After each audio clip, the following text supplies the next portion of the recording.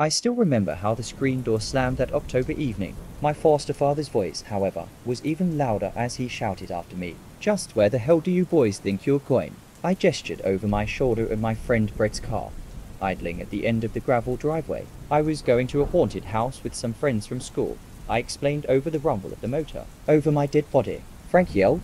"Get back up here." I couldn't understand what I'd done to make Frank Little so angry. He and my foster Mo Pam were a little rough around the edges, but they weren't the exploiters or religious nutjobs that I'd feared when I was first put into foster care. They'd been nothing but kind to me so far, although the look on my foster father's face suggested that was all about to change. I wasn't scared of Frank Little, but I was afraid of what might happen if my new family rejected me. Giving up a haunted house seemed like a small price to pay to avoid the other kind of foster home. I shook my head at Brett. He rolled his eyes and drove off in a cloud of exhaust fumes, taking my hopes of fitting in at my new school with him. From now on, I'd be known as the loser who didn't celebrate Halloween. I dragged my feet on the way back to the porch, but all my irritation disappeared when I saw my foster father up close. He'd fallen, rather than sat, on the rocking chair beside the door. He was watching me with the shell-shocked pale expression of a man who just narrowly avoided a gruesome accident. "You ever been to one of those things before?" he asked. "A haunted house, I mean." I shook my head. That was part of the reason why I was so eager to go. They got all kinds now. Ones with mechanical monsters. Ones where people in masks can jump out and grab you. At some of them, you gotta sign a waiver, saying they're not responsible for whatever they do to you. You really sure you want to go to a place like that?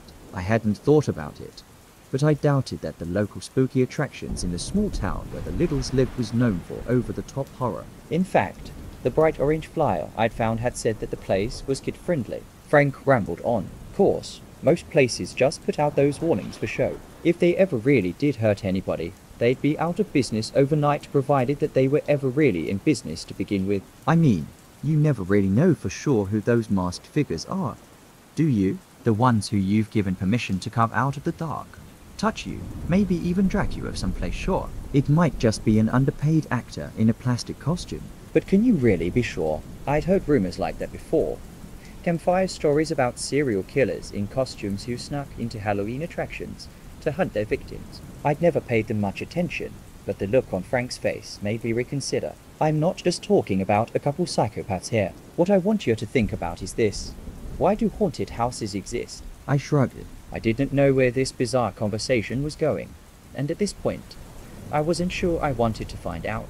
But Frank wasn't done. Don't think I can't see the appeal. Of course, getting scared is sort of fun, if afterwards you walk back out into the same, ordinary world you left behind. But what if you don't? What if it's the houses that want people to go inside, and not the other way around?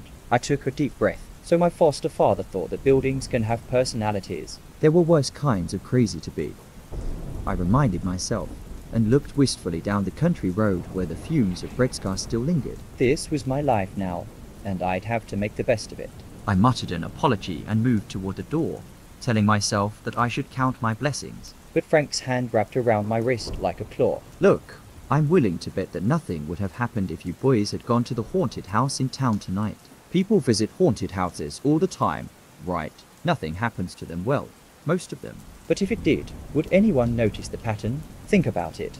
If a cop or university professor suggested researching haunted house disappearances, they'd be laughed out of a job. So people look away, and it keeps happening. Frank drank a swig of water like a man throwing back a shot, and for the first time, I wondered whether the water that he always carried with him was really a substitute for a different sort of bottle. Halloween wasn't always the big flashy holiday that it is today. When I was your age, we had a few hay bales and pumpkins in front of the town hall, some cardboard witches in the windows of the elementary school, and that was about it. If you wanted something fancy like a rubber mask or a costume party, you had to go to the big city. Frank sighed. I shouldn't have yelled at you. But when I saw your buddy pull up in his car, I thought back to the Halloween night when my two best friends and I took that drive and went to our first haunted house. Cassie and Tyler didn't have many friends. I didn't either. That might have been the only thing the three of us had in common, but it was enough. See, Cassie's dad never did nothing but drink and cause trouble, and most folks figured that the apple didn't fall from the tree. Tyler, on the other hand, Frank blushed. Well, the only thing people had against him was that the color of his mama's skin was different from his daddy's. The two of them had been dating for years, which is about as serious as it gets in high school when they adopted me into the little group. I don't know why. Hell, maybe they were just bored. Either way, with Tyler and Cassie, I finally started doing the sort of things I'd always imagined teenagers did. Smoking in the park, walking down railroad tracks, swimming in the river in summer, and having plans for Halloween night. That's the worst part. The part that still stings. The haunted house was my idea. We had it all planned out. Tyler's MOM was the editor for some magazine, and a grateful author had sent her some expensive liquor as a thank you gift. Tyler would steal the bottle and give it to Cassie, who would leave it out for her dad after school. By 6 p.m., he'd be blackout drunk, and Cassie would snatch his keys and pick us up on the way out of town. We'd go to the city, where we'd trick or treat like little kids, visit a haunted house, try to sneak into some college parties. With the full moon rising and that full wind in our hair, it felt like anything. We had it all planned out, Frank repeated, and shook his head. After buying some silly discount masks and gorging ourselves on candy bars from the rich neighborhoods, we headed for the haunted house. We hadn't kept track of time, and Cassie was afraid we wouldn't get there before close, not to mention the line. None of us were used to the city, and just finding it felt like the house with its creepy lighting effects and soundtrack of evil laughter was teasing us. Cassie left the car in front of a fire hydrant, and we took off down the sidewalk, hoping we weren't too late. The ticket guy was a kid our age in zombie face paint and an oversized pinstripe purple suit. He told us that the house closed at half an hour before midnight, and we were 3 minutes too late. All he wanted to do was finish cleaning up and go home. But I guess the look on our faces made him change his mind. He sighed, took our money, and pulled back the red velvet rope in front of the front porch stairs. The place had probably been some rich farmer's estate once. Now it was grey, gaunt, and rickety. There was something hungry about the way it loomed over us as we walked inside. The double doors creaked open automatically, a nice touch, I thought, and we stepped into a hallway lit only by creepy blue bulbs. Tyler made a joke about what shows up in blacklight. We all jumped a little and laughed when the door slammed shut behind us. It must have been a pretty fancy house in its day, but the hallway Tyler, Cassie, and I walked down was bare except for plastic skeletons and fake cobwebs. It had a sad, barren look to it, like whoever had set up the haunted house didn't have the budget to decorate it the way that it deserved. Halloween-themed songs played from a speaker somewhere, and candles flickered in a couple jack-o'-lanterns, but that was about it. The three of us were pretty disappointed.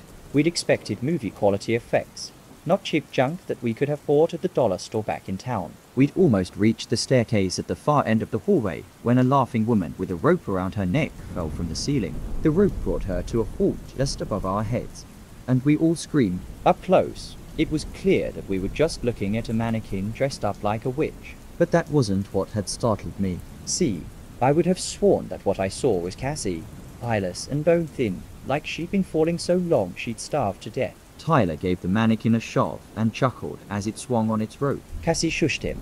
It didn't seem right, disturbing the silence like that. The echoes were all distorted, like the hallway was somehow bigger than it looked. I put my foot on the first step of the staircase and everything went black. Suddenly I was falling. Not down these steps, but different ones. Stairs so steep I could feel the wind around me as I tumbled through the dark. When I looked up, Cassie had caught me. There were no twisted stairs here, just the dim lobby of a cheap haunted house. I told the other two that I'd race them to the second floor. We were panting by the time we got to the top, even though it couldn't have taken that long. The theme up there was classic monsters. A mummy that popped out of a broom closet, rubber bats bouncing from the ceiling, a mechanical zombie that set up from its coffin as we passed by. Nothing scary enough to even make us look twice. Nothing like what had happened to me on those stairs. An arrow painted in fake blood directed us to a door on the left, and Tyler yanked the door open impatiently. We were bored already, eager to be done with this and worried about the car. But what we saw behind that door stopped us in our tracks. It was just an ordinary living room. No decorations, no cheesy themes, just a gramophone, some armchairs, a ticking wall clock in the shape of a cat with big eyes that swung from side to side. It was a new perfect replica of how must have people lived almost a century ago, except that it looked brand new. There was even a cigar burning in an ashtray and a half-finished glass of brandy, like whoever was living here would be back any minute. It felt obscene, like we were invading somebody's privacy and trespassing somewhere we shouldn't. I was about to suggest that we turn back when the door slammed and locked behind us, I knew we had to cross that eerie room to leave it, but even so, it was hard to take that first step. The tiny pink flowers on the hideous wallpaper seemed to squirt like tiny fingers, and I had an awful feeling that we were being watched from the far corner of the room. Suddenly, the gramophone started playing by itself, but the noise coming out of it wasn't music. It was us, Tyler and Cassie and I, screaming, arguing, shouting in terror about bruises and grabbing hands. We'd never spoken those words in our lives. The three of us looked at each other and all had the same thought. Get out of here as quickly as possible. The gramophone kept getting louder and louder. I thought my ears would bleed before we got to the door on the other side of the room, but once we were through it, the noise stopped completely. We closed the door behind us and leaned against it, too scared to talk. Tyler started to say something about how maybe it was all part of the act, but the words died in his throat, especially after he looked around at where we were. It was a dim, dirty kitchen. If the room we'd left had been something out of the last century, this one was all 1970 is dark wood cupboards, pea green walls, puke yellow linoleum. The only thing the two had in common was the inescapable, lingering feeling that we weren't supposed to be there, like something was leading us into its trap, hunting us. Once, when I was a kid, the basketball I was playing with rolled under a neighbor's porch. I crawled in after it without thinking, and as I was feeling around in the dank, cobwebby dark, something growled behind me. I never found out what it was, a stray dog, a mountain lion, or maybe even just a rabid raccoon, but I never felt that kind of fear again until I stepped into that nasty little kitchen. Like I'd gotten myself trapped in a cramped place with something hungry and horrible. There were no windows and only one door. We had no choice but to keep going deeper into the house. If that's what it was, there was something wrong about the air in there. It seemed to be moving, and it wasn't until we approached the dripping faucet that I realized what it was. The air was buzzing with thousands of tiny FLIs. Cassie clamped her hand over her mouth and leaned over the sink to see what they were coming from. Then she groaned and bolted for the door. Tyler followed her, slipping in a puddle of something rust-colored and sticky that was coming from the fridge, and I followed. Our footsteps had woken the place up somehow. There was a bang from inside the cabinets, then another, so hard that they shook, and I realized that I absolutely could not handle seeing whatever was about to come out of there. We shoved each other through the door just in time, and felt the slam when something crashed into it behind us. More came, hard enough to rattle the door on its hinges, but it held. We were in what looked like a children's nursery. Bright, white smiling zoo animals painted on the walls, small bed topped with plain white sheets, a night light in the shape of a grinning plastic moon. It was dead silent, like the room was waiting for us. Then, all at once, four almost human shapes stood up beneath the covers. We froze, too scared to move. Then something reached out from beneath the bed and tried to pull me under. I yelped in pain, kicked it off, and ran. Once the door was pressed shut behind us, I rolled up the cuff of my jeans and found a burn mark in the shape of a tiny hand with too many fingers. It was still painfully cold to the touch.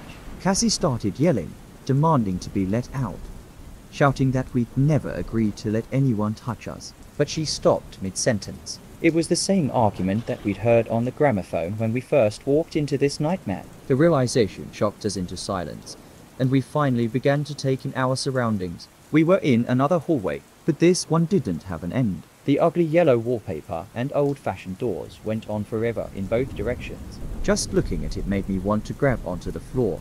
Like at any minute, the hallway would tilt, and I'd slide down the carpet into the abyss. I was still trying to get my head around it when the doorknob of the room we'd left began to turn. There was rustling on the other side, fingers feeling air. Tyler started pulling on one doorknob after another, but they were all locked.